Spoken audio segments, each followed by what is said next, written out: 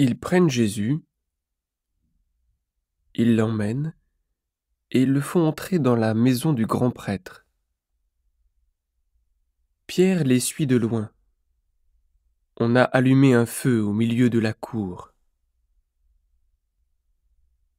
Des gens sont assis autour du feu, et Pierre s'assoit avec eux.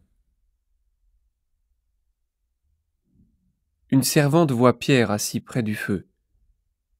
Elle le regarde avec attention, et elle dit : « Cet homme aussi était avec Jésus. » Mais Pierre répond à la femme : « Non, je ne le connais pas. » Peu de temps après, un autre voit Pierre et lui dit : « Tu es bien un des disciples de Jésus, toi aussi. » Mais Pierre dit à cet homme : « Non, ce n'est pas vrai. » 1 heure plus tard environ, un autre encore insiste en disant : « C'est sûr, celui-là aussi était avec Jésus. En effet, il est de Galilée. » Mais Pierre répond : « Je ne sais pas ce que tu veux dire. » Au même moment, pendant qu'il parle encore, un coq se met à chanter.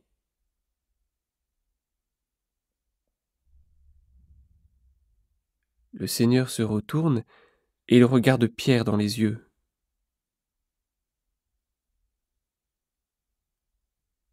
Alors Pierre se rappelle ce que le Seigneur lui avait dit.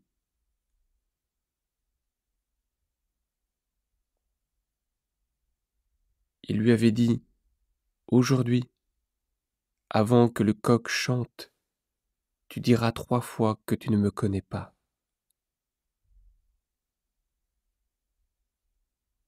Pierre sort de la cour et il pleure beaucoup. Les hommes qui gardent Jésus se moquent de lui et le frappent. Ils cachent son visage et lui demandent : « Qui t'a frappé ? Devine !» Et ils lui disent beaucoup d'autres choses pour l'insulter.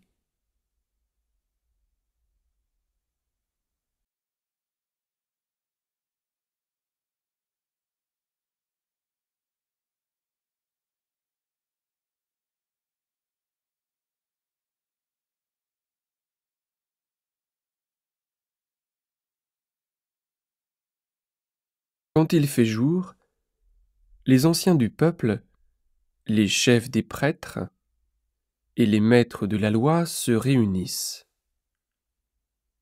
Ils font amener Jésus devant leur tribunal. Et ils lui demandent : « Est-ce que tu es le Messie ? Dis-le-nous. » Jésus leur répond : « Si je vous le dis, vous ne me croirez pas ? Et si je vous pose une question, vous ne me répondrez pas ? Mais à partir de maintenant, le Fils de l'homme va être assis à la droite du Dieu puissant. » Alors tous lui disent : « Donc, toi, tu es le Fils de Dieu ?»